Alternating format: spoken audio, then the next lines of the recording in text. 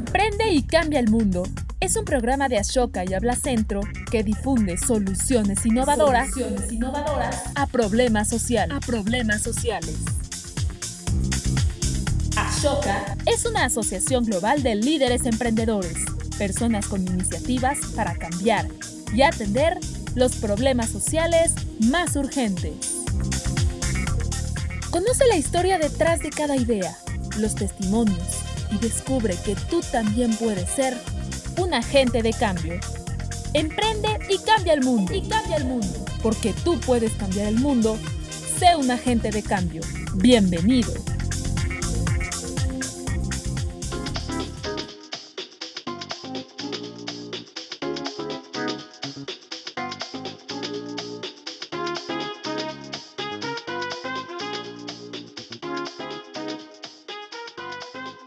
Bienvenido a Emprende y Cambia el Mundo, un programa en el que queremos mostrarte que tú también puedes ser un agente de cambio. Mi nombre es Carla O'Farrill y a partir de ahora este programa cobra vida. El día de hoy tendremos la presencia de Pablo Romo, uno de los fundadores de Serapaz, un organismo civil, mexicano, independiente y no lucrativo que promueve la transformación de conflictos sociales a través de la promoción de iniciativas civiles. Ofrece capacitación, asesoría y seguimiento de procesos para lograr la paz. Démosle la bienvenida a Pablo Romo. ¿Qué tal? ¿Cómo estás, Carla? Muy bien, Pablo. Muchas gracias. Gracias por estar aquí en Emprende y Cambia el Mundo. Qué genial está este programa. Muchas gracias, Pablo. Bueno, pues hoy vamos a platicar sobre cómo vamos a poder transformar un conflicto armado en una oportunidad de soluciones ciudadanas, sobre la importancia de la promoción y asesoramiento para llegar a un entorno de paz y, por supuesto, la creación de este organismo que promueve la paz, que es Serapaz. Vamos entonces a comenzar con la primera sección del programa. Fantástico.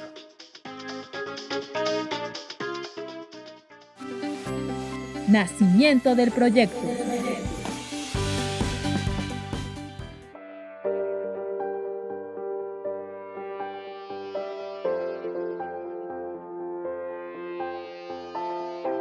Iniciemos entonces con la historia de tu proyecto. Antes de que comenzara Serapaz, ¿tú a qué te dedicabas?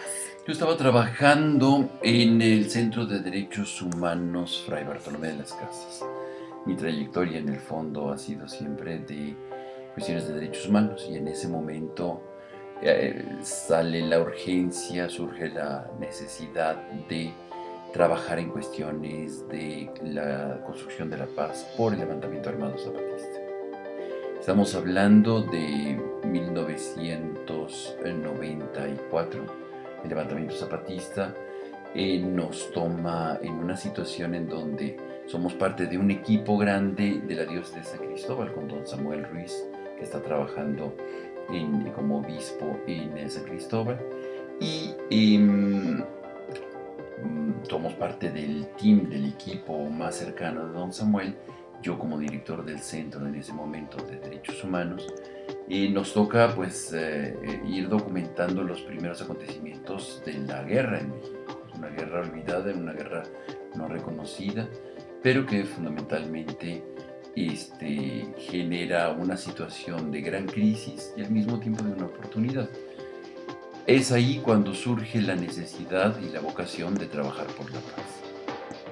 Perfecto. Y entonces, lo que te inspiró para poder crear Serapaz fue este ejército zapatista. Bueno, nos inspira la necesidad a todos los que estamos colaborando y trabajando en ese equipo de trabajar por la paz.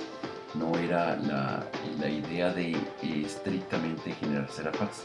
Serapaz surge como una instancia que apoya, digamos, logísticamente la Comisión Nacional de Intermediación, que es una comisión en donde participa don Samuel presidiendo y que después se van a incorporar pues la esposa de un premio Nobel de la Paz, el premio Nobel de la Paz mexicano, García Robles, la señora Juana de García Robles.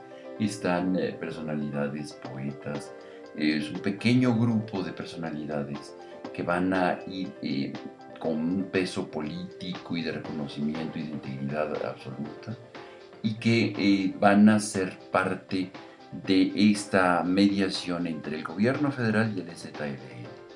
este puente que creamos y que crea don Samuel y que nosotros estamos construyendo con él.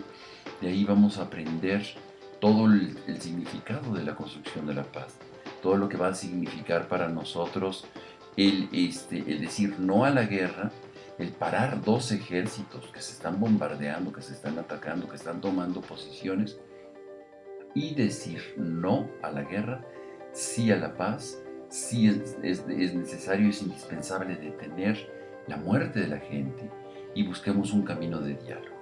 Y bajo esta perspectiva, con don Samuel a la cabeza, se va generando primero esta instancia moral que es la CONAI y esta instancia, digamos, jurídico, fiscal, legal, una ACE que es Serapaz. Serapaz se crea, se constituye como parte de este apoyo para la mediación. Y que después, con el tiempo, una vez que se termina la mediación, va a tener una dinámica propia. La Comisión Nacional de Intermediación, la CONAI, era un organismo cuya tarea fue la mediación y articulación civil para el trabajo de paz, termina sus funciones en 1998 y ya Serapaz había sido formada para facilitar la función mediadora entre la CONAI y Serapaz, y se convierte entonces Serapaz un mediador y articulador civil para lograr la paz. ¿Cómo fue esta experiencia de la transición de CONAI a Serapaz? Bueno, es una situación interesante porque se termina un momento histórico, no solamente de la instancia que se llama CONAI, sino del país. Es el país que está cambiando, que ya no hay condiciones para poder continuar en una mediación. Y es entonces cuando se decide cerrar CONAI. Esta instancia, que es una instancia moral, no tiene un peso, como te digo, jurídico, y digamos, se diluye y nos incorporamos entonces a Serapaz. De alguna manera vamos a seguir trabajando desde el 98 en Serapaz, reflexionando un poco lo hecho en esos 4 años, pero también el porvenir, lo que vendría. Y pues va a generar toda la estructura, el andamiaje para el salto cualitativo que se va a dar en el 2000. ¿Y con Serapaz actualmente sigue cumpliendo con las funciones que tenía CONAI o ya hay algunas adicionales o ya se restaron otras? No, ya definitivamente esa transición en una coyuntura dada se termina y empieza entonces un momento de Serapaz de ir buscando cuál será el sentido, el objetivo de un trabajo de mediación en conflictos.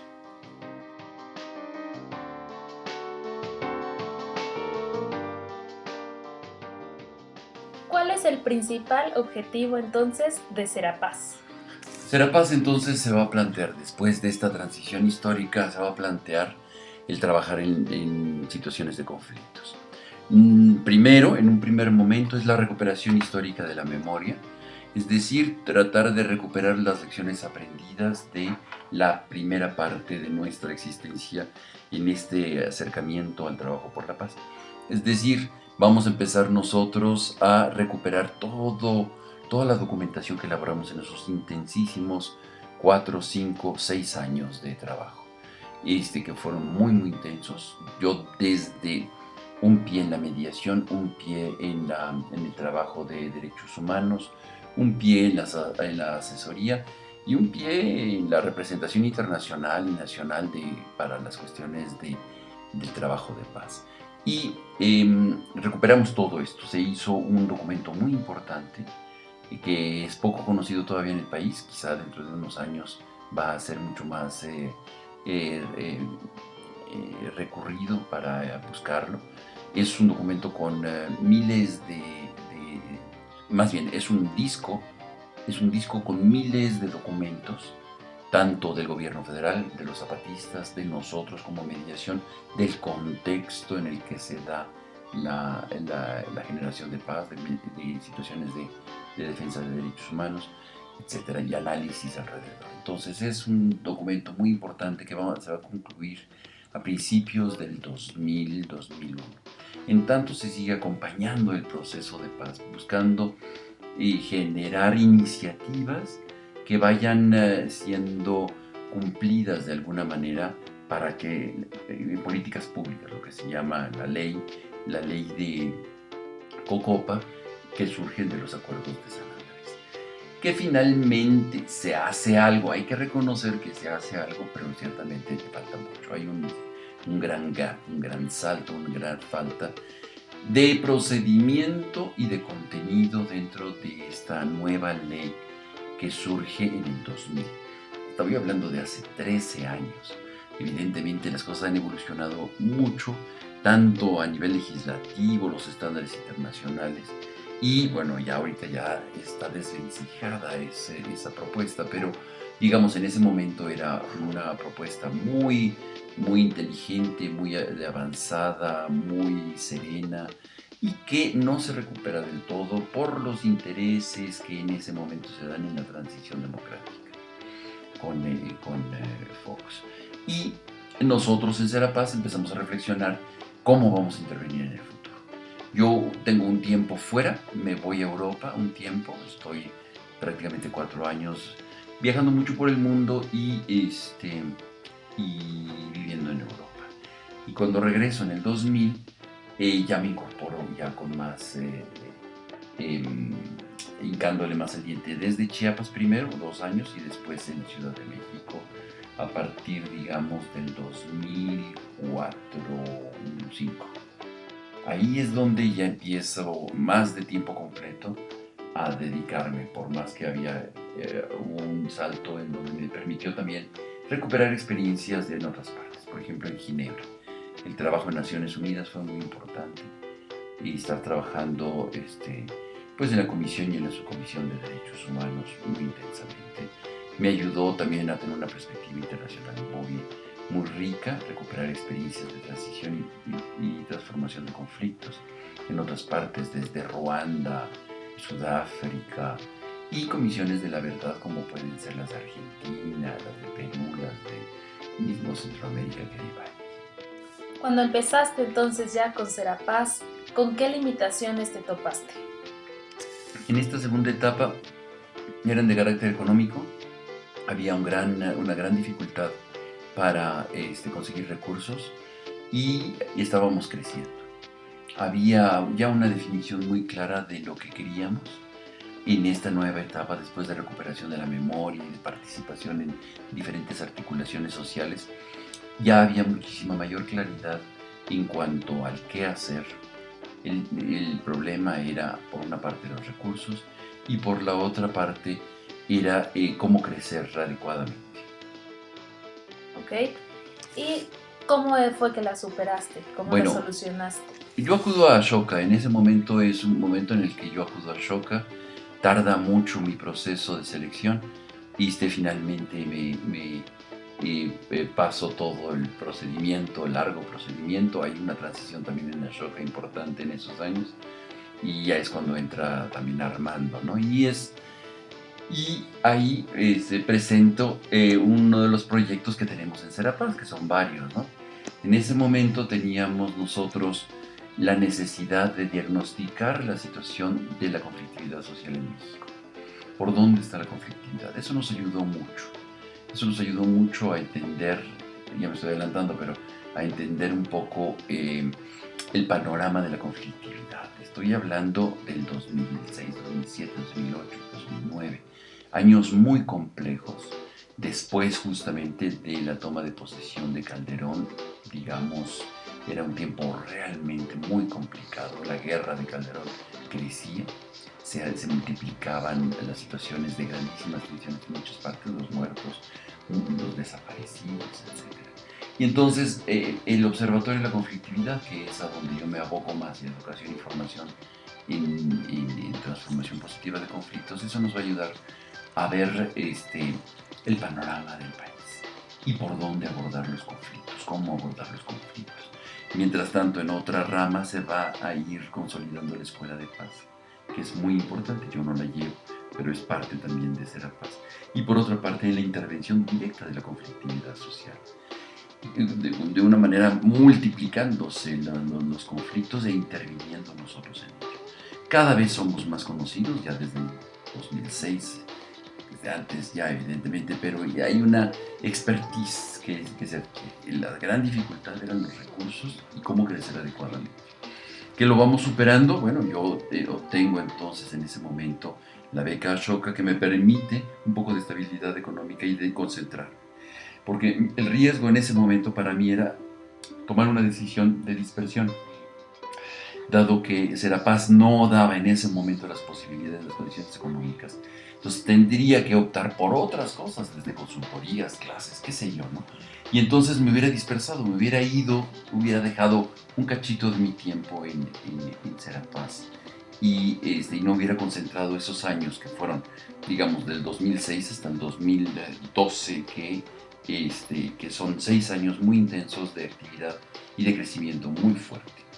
Pasa los números, estábamos prácticamente en bancarrota. En el 2005, 2004 no había grandes presupuestos, se pagaba muy difícilmente la nómina de 3 personas. Y bueno, en el 2012, que es cuando dejo el equipo operativo para mantenerme como parte del consejo directivo, pero ya no en las cuestiones más de oficina, estas cosas, ¿no? De más de talachas, sino ya en otro tipo de acciones, manteniéndome en el consejo directivo, pues ya hay una gran cantidad de personas que están trabajando en Serapaz. Pues me da mucho gusto que Serapaz sea un organismo que hoy en día esté bien estructurado, tenga esta fortaleza económica y sea un servicio a la paz, así como su nombre lo dice. Así es como Serapaz entonces surge. Una vez que ya sabemos cómo inició este gran proyecto, vamos a conocer lo de la siguiente sección.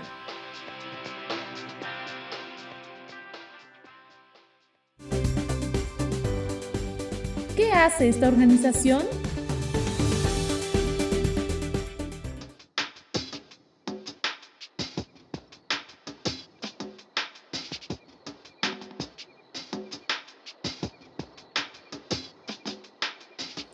Les recuerdo que están escuchando Emprende y Cambia el Mundo. Estamos con Pablo Romo, uno de los fundadores de Serapaz, Servicio a la Paz, un organismo que promueve la paz mediando entre la sociedad y la autoridad pública. Sigamos entonces con la entrevista. Serapaz es capaz de fortalecer las capacidades de actores sociales que desean una transformación positiva en su comunidad, lograr la resolución de sus conflictos y alcanzar una solución justa, constructiva, democrática y no violenta. Ha intervenido en más de 50 conflictos en el país desde hace 15 años y para lograrlo, Serapaz realiza diversas tareas. Pablo, me gustaría mencionarte estas tareas para que tú nos platiques en qué consiste cada una de ellas. Claro que sí. Diálogo con actores políticos y sociales relacionados con las causas de fondo de los conflictos y sus necesarias soluciones. El diálogo con actores sociales y políticos nos ha ayudado para que puedan las autoridades reconocer a los actores sociales en conflicto de una manera diversa, percibirlos de una manera diversa, no como enemigos, sino como oportunidades del cambio, ¿no? Y lo vemos, por ejemplo, los yaquis de estos últimos días, el pueblo yaqui, que no tiene interlocución, están bloqueando la carretera y no tienen interlocución con ninguna autoridad, ninguna autoridad se acerca, porque consideran que tienen la verdad las autoridades, y los yaquis también consideran que tienen la verdad. Entonces, ¿cómo hacer crear un puente entre ellos para que reconozcan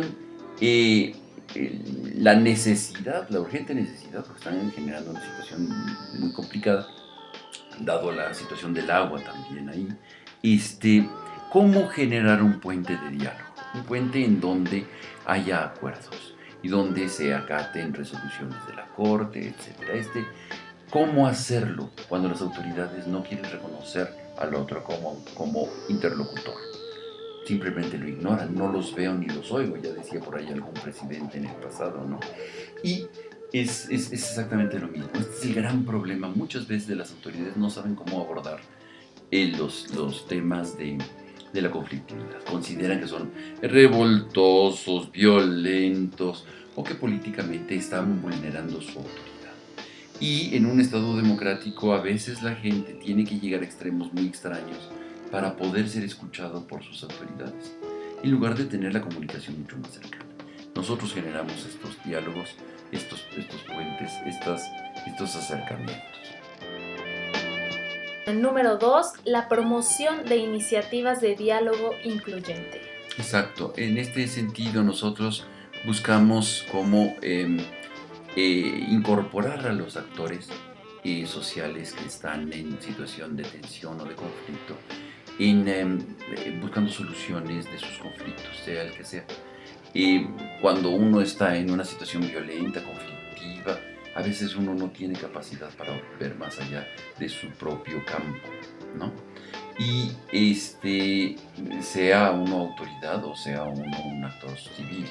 Y es indispensable crear condiciones para incorporar aliados, a nuevas fuerzas que refresquen la mirada y que ayuden a ver un panorama mucho más amplio del pequeño panorama que usualmente tenemos todos.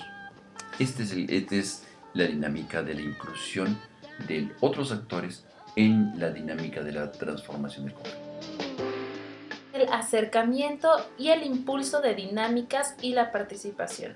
Claro, mira, yo creo que aquí hay que ver cómo se accionan, se detonan caminos hacia novedosos. El conflicto usualmente se da cuando uno considera que ya no hay más camino. Y entonces uno se enfurece, se enoja, se frustra, se va, ¿no? O sea, como los migrantes se van del país. Y porque ya no hay posibilidades, ya no hay condiciones, ya llegamos al final, como dice, o sea, al tope de nuestro camino, se acabó el camino, entonces ya no hay más posibilidades. Y es justamente el conflicto genera la posibilidad, si está bien conducido, de encontrar nuevas alternativas. Son crisis, a niveles personales, lo mismo que a niveles sociales.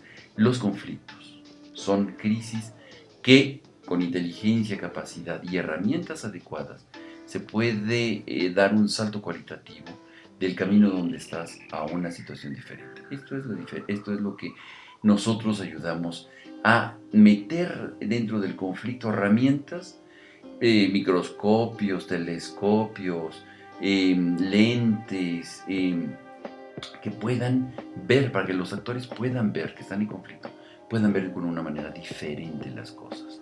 Le metes luz al asunto, ¿no? Y así dices, ok, bueno, entonces sí, para esta situación damos esto, para esta situación damos lo otro.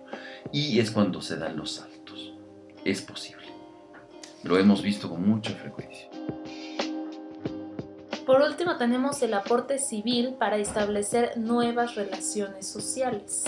Claro, el aporte civil creo que es indispensable y tú te das perfectamente cuenta que la sociedad se hace cada vez más compleja y la participación social requiere de mayor participación de nosotros. Siempre acudimos, no, la autoridad tiene que resolver este conflicto, la autoridad tiene que resolver este problema, y siempre atribuimos a las autoridades toda la carga de la responsabilidad sin otorgarle ninguna capacidad y sin atribuirnos a nosotros mismos posibilidades para transformar. La defensa de los derechos humanos, por ejemplo, es una tarea que surge a partir de la sociedad civil y que después la retoman los organismos públicos. En el caso, por ejemplo, de la transformación positiva de conflicto, las autoridades no están formadas para esto. Y hoy hay más y más y más gente de la sociedad civil organizada que estamos trabajando en construcción de paz mediante construcción de diálogo, acuerdos, puenteos, etc. Y que esto es importante visualizar. La participación de la sociedad civil es cada vez mayor en muchos ámbitos y en el de la construcción de paz y construcción de puentes es muy relevante. ¿Alguna otra tarea que quisieras añadir? Bueno, yo creo que las tareas también que se están haciendo es cuando los actores están ya obcecados en una conflictividad muy, muy agria, muy acendrada, sí se necesita una intervención de terceros para poder ir generando un péndulo de diálogo y que ayude a aceitar los puntos en común que se pueden encontrar a fin de avanzar. Tenemos muchos casos, hemos participado en muchos casos en donde la mediación como figura particular de un proceso de transformación positiva de conflictos es indispensable. A veces los actores en conflicto no se pueden ni ver, de hecho lo confieso, no puedo ver a aquel otro, ¿no? Y entonces es necesario siempre un tercero en discordia que pueda dirimir esto, o bien desde una capacidad moral, una capacidad jurídica o desde una credibilidad social.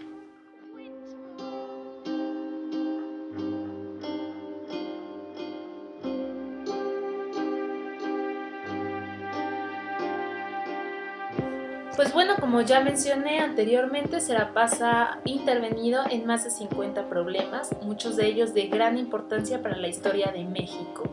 Me gustaría mencionar ahora algunos de estos principales conflictos y que tú, Pablo, nos digas cómo es que actuó Serapaz para lograr la paz dentro de estos conflictos. Entonces vamos con el primero, es la problemática entre el Ejército Zapatista de Liberación Nacional y el gobierno federal, en el que nos comentabas que gracias a él comenzó Serapaz. Sí, ciertamente, más allá de que comenzar Serapaz, que es importantísimo, más importante de eso es el proceso de paz que se genere. Nosotros intervinimos ahí para que el ejército depusiera sus armas de alguna manera en función del privilegio al diálogo, y por el otro lado el gobierno federal depusiera el bombardeo para poder sentarse a una mesa de discusión. Así se generó un primer pasito que después se va a consolidar en lo que llamamos los acuerdos de San Andrés, en donde se fue progresivamente aumentando, incrementando el diálogo, el encuentro y la transformación de las actitudes hostiles y de expresiones de guerra abierta hasta a unas expresiones quizá más ocultas en tiempos de Cedillo, con toda la creación de los paramilitares, pero que en el fondo se transforma la situación de una gran beligerancia de alta intensidad a un conflicto no resuelto todavía hasta la fecha. Pero intervinimos ahí de alguna manera como actores para contribuir o para ayudar a generar puentes de diálogo.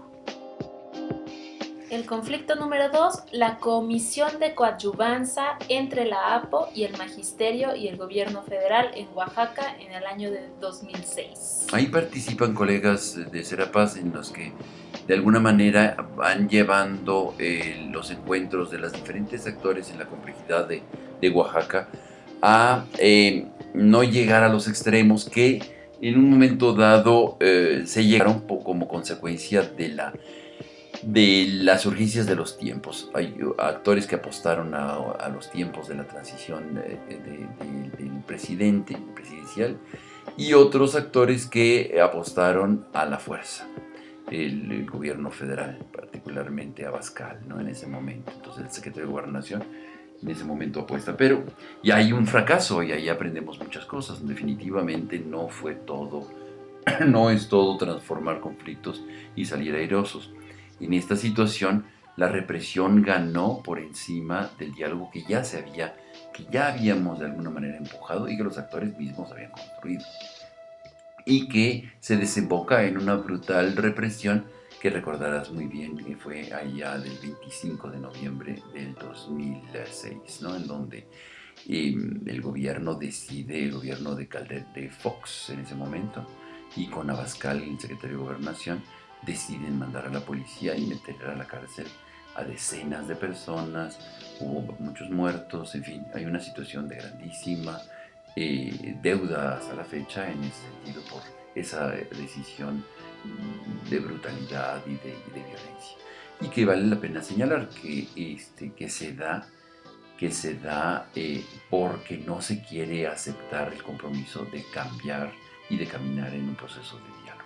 Y hasta ahorita todavía no se pagan las cosas. Número 3, el altercado de Atenco por la liberación de sus presos. Por ejemplo, ese es un caso en donde de un conflicto, de un abuso en la compra de las tierras. Te acordarás, querían pagárselas a 2 pesos el hectárea, una cosa así, y para después construir un aeropuerto donde el metro cuadrado iba a costar una fortuna, y verle la cara a la gente de la región. Ellos se oponen como tienen un estilo muy peculiar, no son los académicos doctores de la UNAM o qué sé yo, ¿no? O los del CIESAS, digamos, sino que son campesinos, que son gente que utiliza lo que tiene a la mano para poder decir no cuando está enojado y cuando quieren abusar de él, ¿no? Y entonces, en esa situación de extrema tensión, por una parte de la ambición desmedida de los grandes empresarios que no tuvieron en cuenta repartir un poco del pastel que se iban a llevar con la gente que eran dueños de la tierra. Lo que quisieron abusar como siempre de una manera desmedida y abusiva. Y por el otro lado, una respuesta en sentido contrario, fuerte, contra un abuso, en donde se genera una represión del actual presidente de la República, en ese tiempo era gobernador en el Estado de México, Enrique Peña Nieto, llevando a la cárcel a gente que después de un tiempo salen de la cárcel gracias a un proceso de generación de diálogo con las propias autoridades, el mismo Peña Nieto, la Suprema Corte, el mismo ejecutivo de ese momento federal, y dan la posibilidad de la liberación de estos presos, que para muchos eran presos políticos y que para otros eran simples venganzas de el poder cuando no pudo construir el aeropuerto famoso, ¿no? Entonces se venga en sus líderes y los mete a la cárcel de una manera muy, muy desagradable, muy bochornosa, muy lamentable, ¿no? Participamos nosotros generando puentes ahí.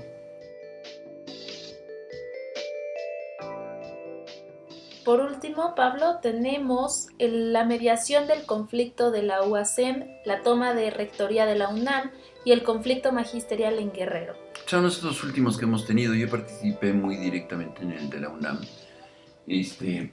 Por ejemplo,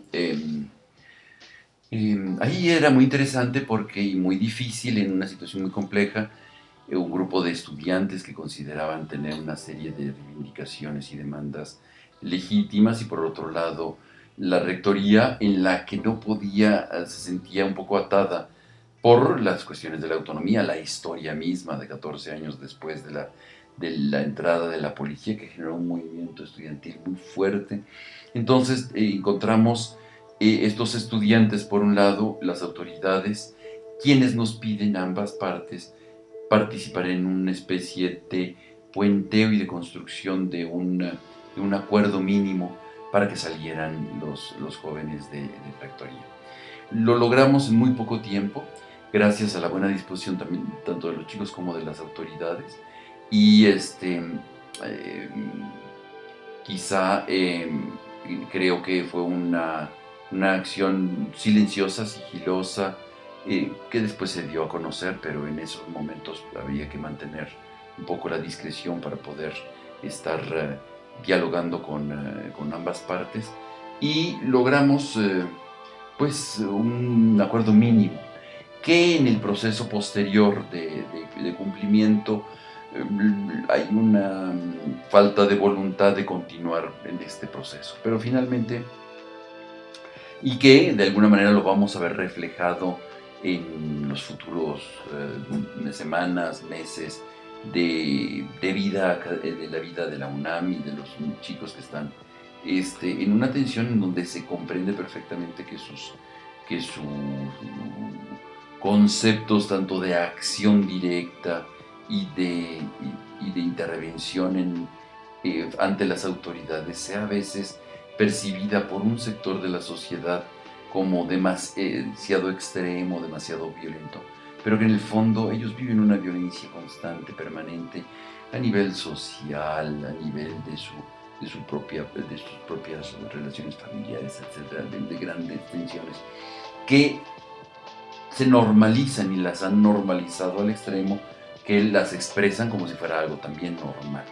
Entonces, yo creo que son síntomas de una sociedad decadente, una sociedad con grandes enfermedades, chipotes de violencia que no se están procesando. Y más allá de los casos en donde hemos intervenido, me parece que el conjunto de todos ellos, y lo que dice Serapaz es la transformación positiva de conflictos, no son solamente técnicas y métodos, sino la comprensión holística y global de una situación en donde hay que revisarnos todos como actores sociales, cómo cambiar hacia dar un salto cualitativo hacia un tipo de nuevas relaciones en una nueva sociedad.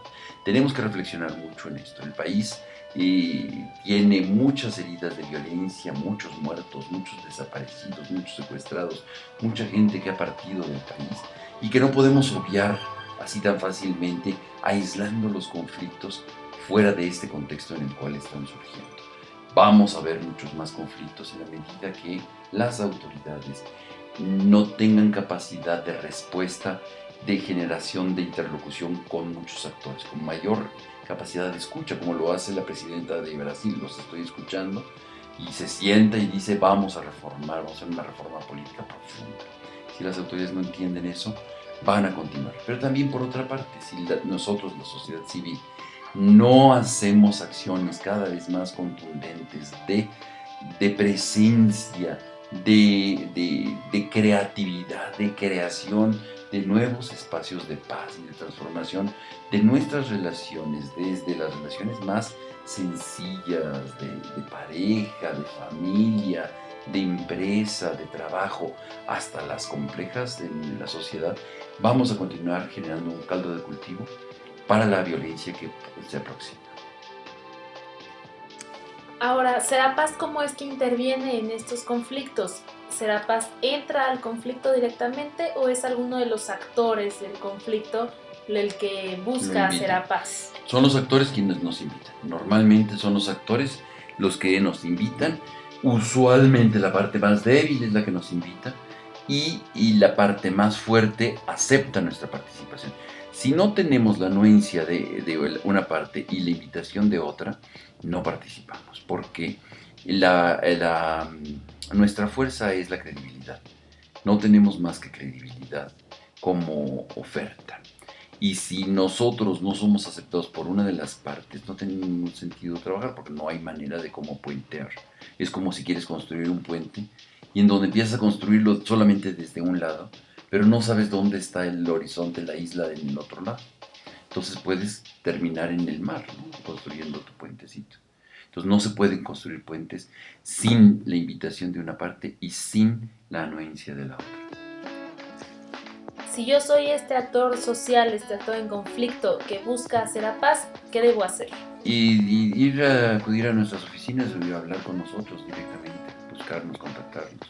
Nosotros estamos al pendiente de todo esto, de todos los conflictos, estamos atentos, tenemos este servicio del observatorio que ya está trascendido, pero que de alguna manera nos ayuda a monitorear dónde hay conflictividad social y nosotros ofrecemos nuestros servicios, no nos anunciamos en el periódico para decir aquí estoy, porque no esa es la manera como se construye la paz. Es a través de la invitación y del conocimiento que las partes tienen de nosotros. Somos suficientemente conocidos como actores de paz para ser llamados por los actores. ¿Cómo crees que Serapaz va a poder seguir beneficiando a México? Ya nos platicaste cómo ya lo benefició, ahora cómo lo podrá seguir. Yo creo que la Escuela de Paz es un instrumento muy útil porque está reproduciendo todas las lecciones aprendidas que hemos tenido, tanto de nuestros fracasos como de algunos éxitos pequeños que hemos hecho. Creo que ese es un camino. Otro camino que es el conocimiento que se va teniendo a través de muchos espacios de nuestro trabajo, desde la UNAM, por ejemplo, no haber mediado en un conflicto de esa naturaleza, ayudando a que Rectoría, pues es la instancia más importante del país a nivel académico, ¿no? Y nosotros somos los que intervenimos. Me parece que, bueno, pues es un privilegio único y creo que fue exitosa esta primera parte. La segunda parte fue todavía dejó mucho que desear por otras razones. Pero bueno, en el fondo, ¿cómo nos damos a conocer? Nos damos a conocer por el mismo conocimiento que se transmite mediante muchos actores, muchos movimientos, muchas autoridades, muchos gobernadores que nos conocen, saben de nuestro trabajo, saben de nuestra transparencia frente a nuestra actuación. ¿Serapaz solamente está presente en México? Sí, aunque tenemos articulaciones internacionales, como por ejemplo GIPAC, que es una red internacional de prevención de conflictos. Participamos también en los encuentros internacionales de mediadores a nivel internacional. Participamos en algunas redes latinoamericanas también, y en Estados Unidos estamos muy cercanos a todo el Instituto de Paz, en fin, de hecho estamos articulados en muchos espacios internacionales también. Muchas gracias, Pablo. Bueno, ahora ya conocemos qué es Serapaz, conocemos su historia y a continuación vamos a conocer la historia de Citlali Hernández, una persona, una joven que pertenece al movimiento de aspirantes excluidos de la educación superior, MAES. Vamos entonces a escuchar la siguiente sección.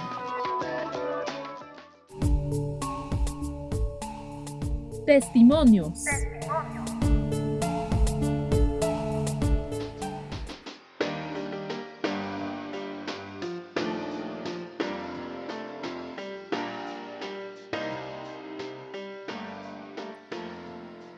Sin duda, uno de los problemas más grandes en México es el de la educación. Cada año, miles de jóvenes que desean estudiar y tener una licenciatura son rechazados de las universidades públicas por falta de espacios. El día de hoy tenemos como invitados a Citlali Hernández y Diego del Ángel, quienes pertenecen al movimiento de aspirantes excluidos de la educación superior, MAES. Bienvenidos. Bueno, primero que nada, quisiera saber cómo es que surgió el MAES y en qué año fue. Bueno, el MAES es un movimiento que surge en el año 2006 ante la necesidad de hacer algo ante la problemática que tenemos de exclusión en nuestro país. Un grupo de compañeros se organiza y convoca a los rechazados, y es desde ese momento que salimos a las calles, que nos organizamos y que discutimos cómo hacer frente a esta problemática. A lo largo de estos 8 años que ya han pasado, bueno, este ya es el 8º año, el MAES ha construido una propuesta de solución, ha construido un posicionamiento frente a las políticas de exclusión que hemos venido trabajando a lo largo de estos 8 años. ¿Ustedes son fundadores del MAES o qué son ustedes? Bueno, yo sí soy parte del MAES desde que se fundó en el año 2006. Diego se incorporó en el año 2009. Pues sí, o sea, se fundó en la lógica de generar una iniciativa y también para colocar el tema del acceso a la educación superior. Para nosotros es claro que el problema del acceso a la educación es un problema que ha venido profundizándose en los últimos años. Cuando el MAES empezó estábamos hablando de alrededor de 90,000, 100,000 rechazados. Ahorita estamos hablando de más de 200,000 jóvenes que son excluidos de un lugar en la universidad. ¿Cuál es el objetivo del MAES? Bueno, el MAES lo que busca es transformar la política educativa de fondo que existe en este país. Nosotros creemos que de ahí viene el problema de la exclusión, que esta política educativa no ha sido entendida como la necesidad de abrir espacios para que todos los jóvenes puedan desarrollar un derecho humano, que es el derecho a recibir educación. Lo que han venido promoviendo ellos es un modelo de educación técnica que lo que busca es la capacitación para el trabajo y no aporta un proyecto de educación profunda, además de fortalecer la educación privada. Por eso el MAES lo que plantea es un modelo educativo que cumpla con lo que la propia Constitución mandata para promover una educación democrática que promueva los valores de la igualdad, de la democracia, pero también que promueva de alguna manera la necesidad pues de la independencia de este país en términos educativos y por lo tanto también en términos económicos. ¿De cuántas personas se conforma el MAES? Bueno, a lo largo de estos 7 años que han pasado, el 8º, han pasado por el movimiento pues ya miles de jóvenes.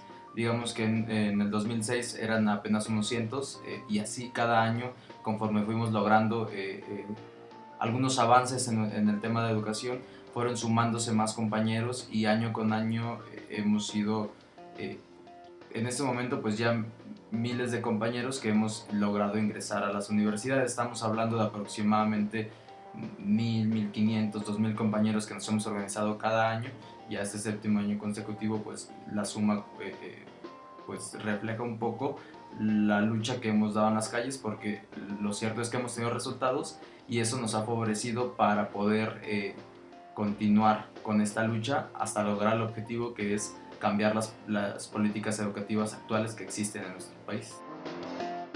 Ustedes, Citlali y Diego, fueron o son víctimas de este rechazo de las universidades públicas. ¿Han realizado exámenes de admisión?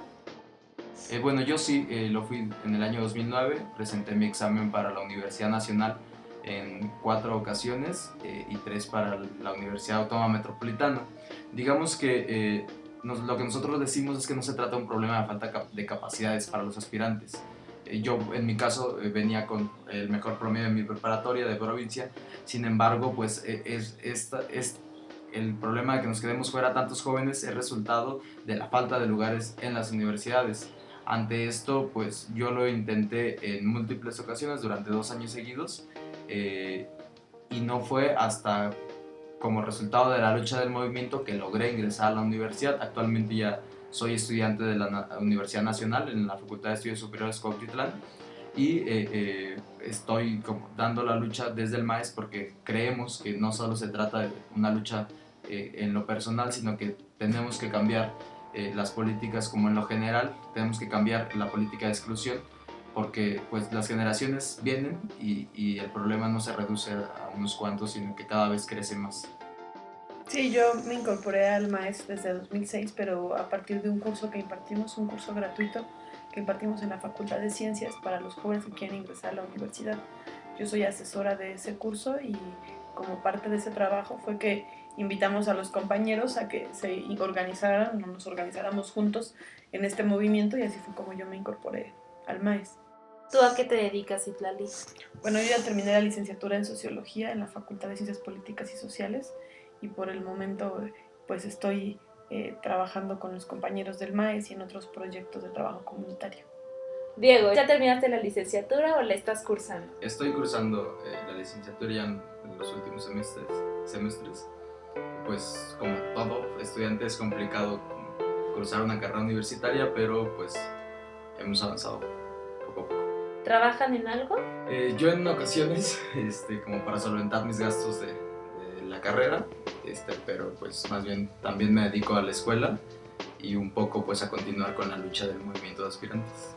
Sí, yo tampoco estoy ahorita trabajando, a veces también consigo algunas chambas para pagar mis gastos, pero realmente, afortunadamente, mi papá todavía me apoya económicamente.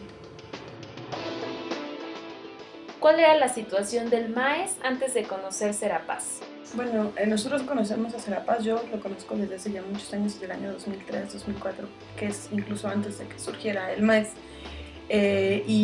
manteníamos como una relación cercana, pero fue hasta el año 2010 cuando Serapaz empezó a participar de manera más importante.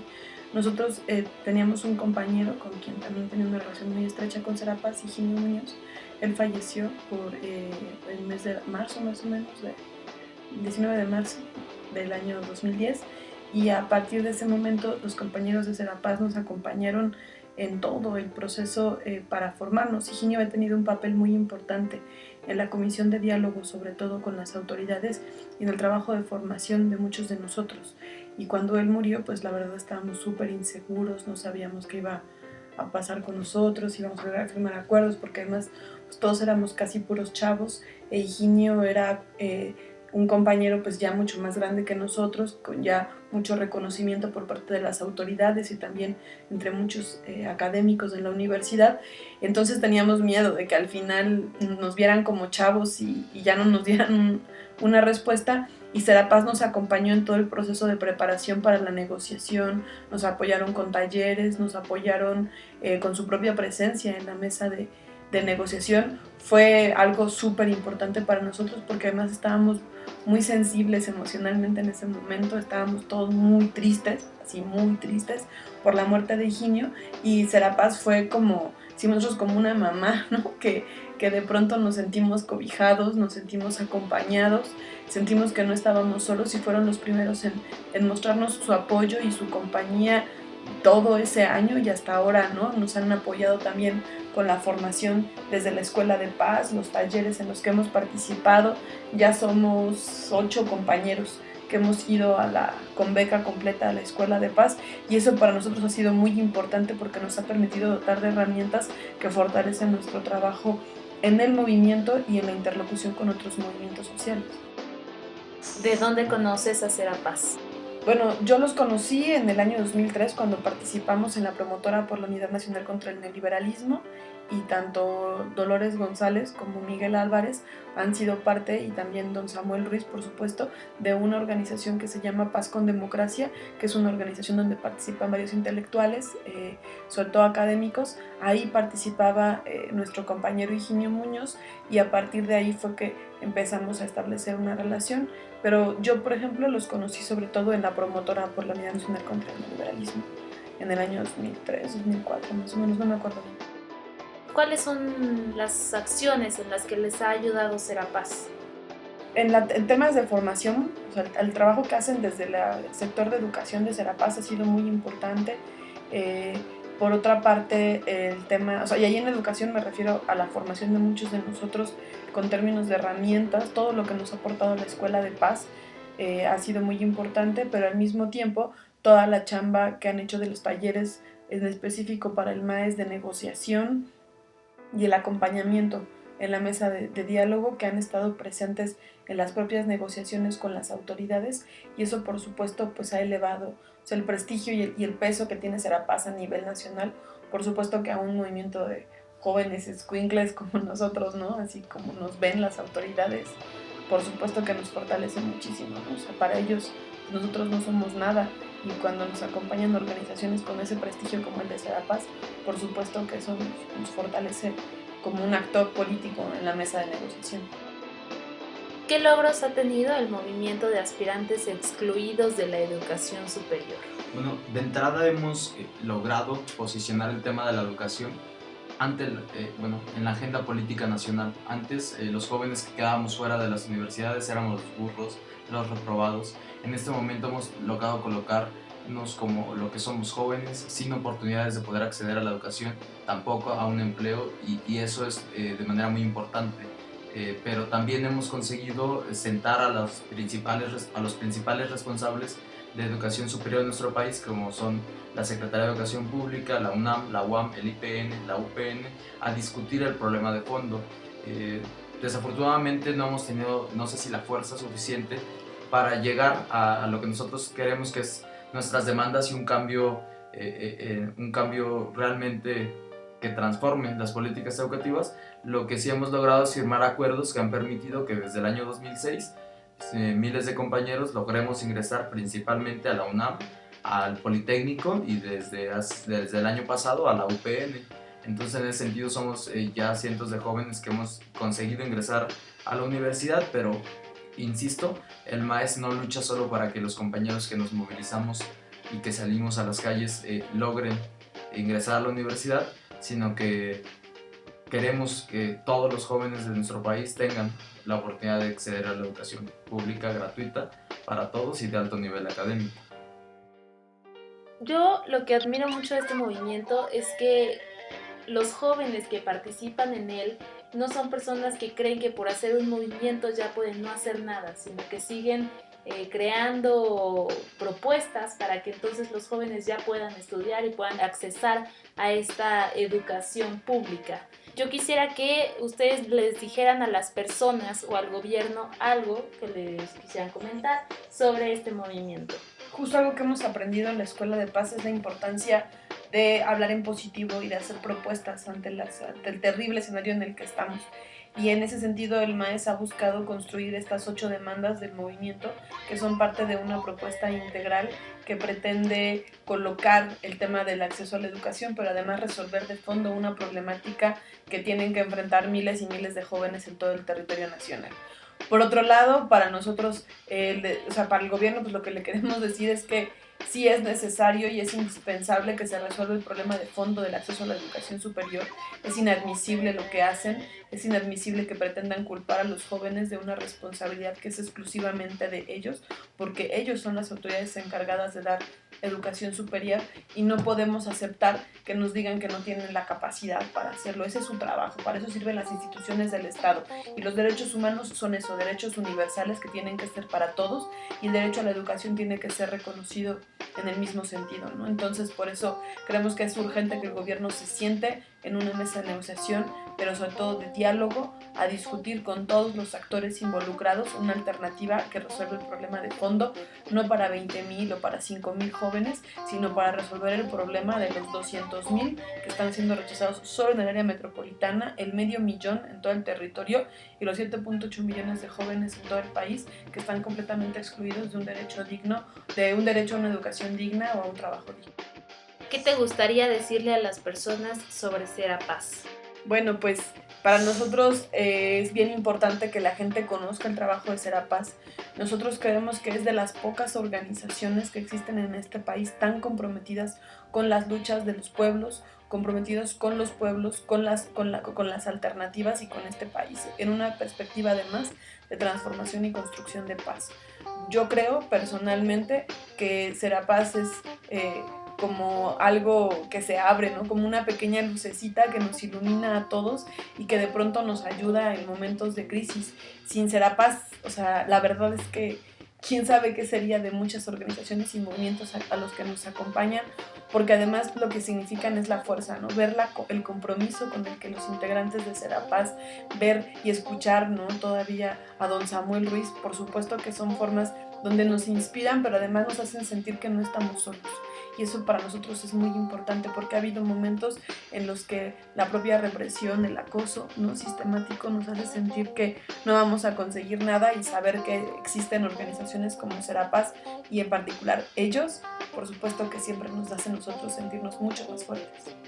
Por último, algo más que nos quieran decir, sobre todo cómo es que pueden contactar los jóvenes al movimiento para poder formar parte de él. Bueno, pues estamos invitando a todos los jóvenes, principalmente a los rechazados de las principales universidades, de la UNAM, de la UAM, del IPN, de la UPN, a que se integren a este movimiento. Pueden encontrarnos en Facebook, diagonal Maes Educación, en el blogspot, que es aspirantesexcluidos.blogspot.com, y en Twitter en el @quechidoelmaes. Qué chido el maes. Muy bien, ¿algo más que nos quieran decir? Pues invitarlos que estén al pendiente de las convocatorias que el MAES desarrolla y que está realizando. Ojalá nos puedan acompañar en nuestras movilizaciones. El próximo 13 de julio vamos a realizar una velada afuera de la rectoría. Vamos a quedarnos todos a pasar la noche en lo que van subiendo los resultados a la página de la UNAM y del Politécnico, y ahí juntos vamos a revisar los resultados, vamos a escuchar un poco de música, poesía, dinámica, juegos, y también a los que sean rechazados, pues que le caigan el próximo lunes, el lunes 15 de julio a las 12 del día en la explanada de rectoría, y también el martes 16 a las 12 del día también en la Escuela Superior de Economía en el casco de Santo Tomás del Politécnico.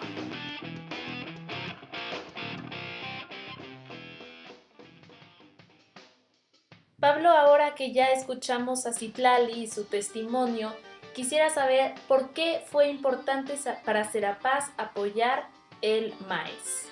Mira, yo creo que lo que ha dicho Citlali es muy importante. Realmente el conflicto en el que surge esta organización y que se va articulando y que se va consolidando es una expresión del contexto que te decía hace rato, del país, en donde vemos una cantidad enorme de estudiantes jóvenes como tú que no han tenido oportunidades en tu caso sí las has tenido, pero hay miles de jóvenes que no las han tenido y que no han tenido la posibilidad de ingresar a la escuela superior, a las universidades, para continuar su formación, porque no hay en este país cabida para ellos. Entonces es un rechazo múltiple, tiene muchas facetas este rechazo. Son rechazados como jóvenes, son rechazados como estudiantes, son rechazados porque no los queremos. Esta sociedad ya no tiene lugar para ellos. Y es mucho más que una cuestión de carácter intimista, es una cuestión de reflexión social, ¿no? Lo que está diciendo Citlali es fundamental. Y los jóvenes frente a esto, ¿qué sucede con ellos? ¿Cuáles son las alternativas que le ofrece este país si no le ofrece educación? Miles y miles, como está diciendo Citlali, de rechazados.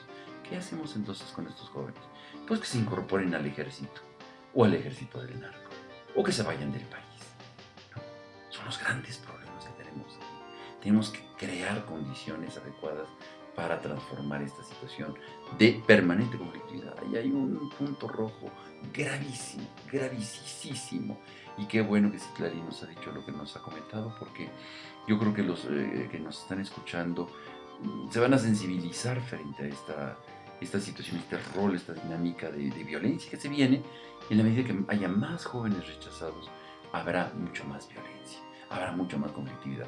Nosotros intervenimos evidentemente para bajar un poco la escalada de violencia y conducir, no para mediatizar, conducir el descontento en acciones propositivas, generar propuestas que puedan desembocar en becas en otras escuelas, en abrir aulas virtuales, qué sé yo, este tipo de cosas que la UNAM ha sido también muy receptiva, no solamente un problema de que los buenos contra los malos, la UNAM no tiene un presupuesto ilimitado y entonces va generando iniciativas muy interesantes, nuevas, novedosas, porque existen estos chicos que se han organizado. Si no hubiera habido estos chicos organizados, hubieran estado derrotados, deprimidos, tristes, y sin alternativas. Creo que aquí estos chicos que se han organizado están dando un salto cualitativo de ser víctimas a actores, muy importante, que hay que rescatar y reconocer.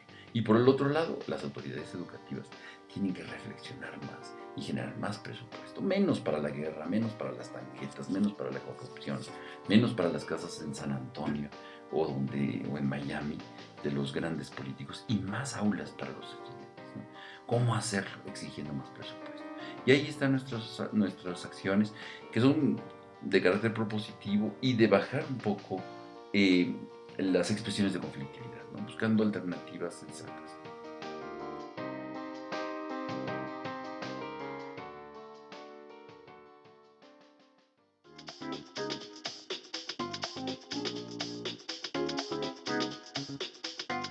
Bueno, pues quiero agradecerles a ustedes, a Citlali y Diego, por haber estado aquí. Ya lamentablemente se nos acabó el tiempo, pero les agradezco mucho. Gracias a Diego y a Citlali por habernos acompañado. Gracias a ustedes. Antes de irnos, me gustaría que Pablo nos diera los teléfonos o correos para que los radioescuchas puedan integrarse en los proyectos de Serapaz y puedan obtener más detalles. Claro. Mira, yo creo que es importante que las personas interesadas en conocer más sobre Serapaz acudan. Lo más sencillo y más fácil es acudir a la página que tenemos en Serapaz. Es www.serapaz.org.mx.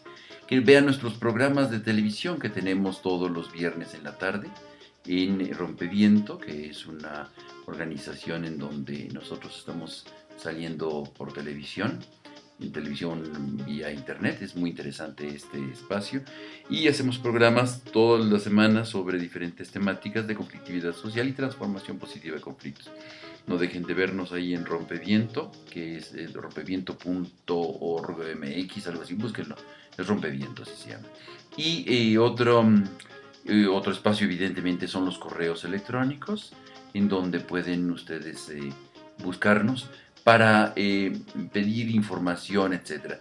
Yo les pediré que si no es un caso urgente, utilicemos los medios electrónicos como el correo, el Facebook, está constantemente actualizándose, las redes sociales de donde estamos nosotros, para no saturar nuestras líneas de teléfono en donde estamos nosotros atendiendo casos de urgencia.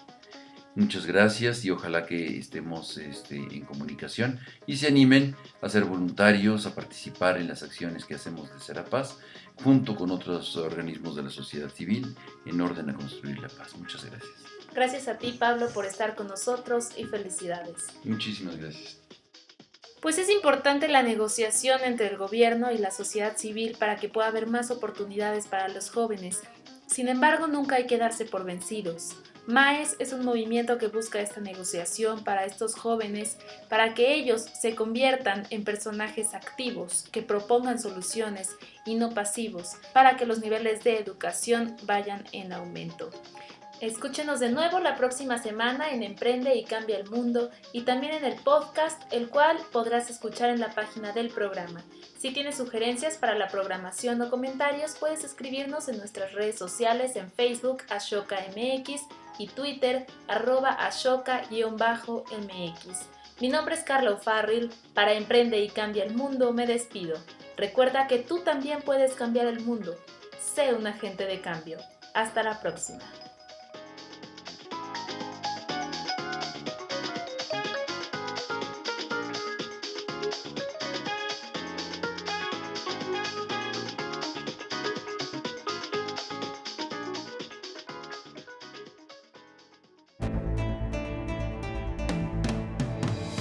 De esta forma nos despedimos. Recuerda que si tienes una idea innovadora que soluciona un problema social de forma sistémica, eres un emprendedor social y Ashoka puede ser tu aliado. Emprende y cambia el mundo. Porque tú puedes cambiar el mundo. Sé un agente de cambio.